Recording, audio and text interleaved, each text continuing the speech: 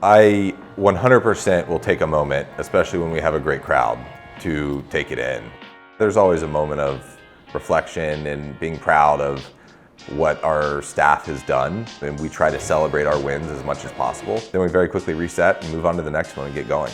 I oversee our events department, which is made up of operations, all the behind the scenes, logistics, our ticketing, so ticket sales and ticket operations, our event production, so fireworks, video boards, all the fun stuff we do to entertain our fans, special events and hospitality, and then our competitions department, which runs the US Open Cup.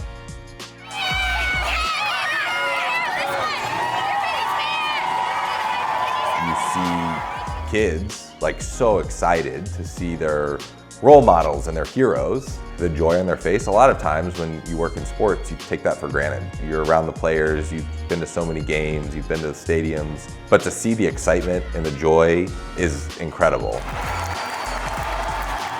We don't have a home stadium, so we're traveling around the country playing 15 to 25 different stadiums a year. What's cool is our national team is actually our national team because we get to play around the country and we get to play in all corners of the country. The life cycle of an event is before we even start planning the game, we have to schedule it and figure out who we're going to play and where we're going to play. We joke that we're a traveling circus. We'll arrive 2 to 3 days before the game starts. We have a huge box truck of 8 to 10 pallets. We'll unload all that, start to get the stadium set up. We'll have rehearsals for the actual show itself. We obviously have the game, and then post-game we clean everything up, and usually we're out of the stadium by midnight. When I graduated West Virginia, I spent 5 years in college athletics, and then in 2020, I moved to Chicago to work for US Soccer.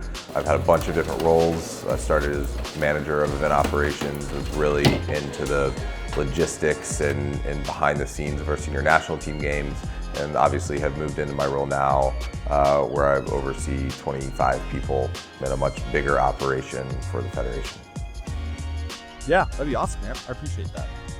I wanted a university in a college town. I wanted a place where I could go to get involved and do things outside of just being in the classroom. I wanted to work in the athletic department.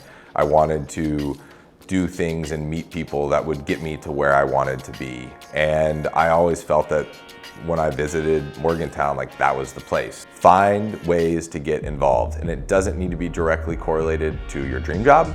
The most experience I got was probably at the Daily Athenaeum. I wasn't a journalism major. I didn't want to be a newspaper reporter, but the experiences I got and the things I learned has given me more than I ever thought it could.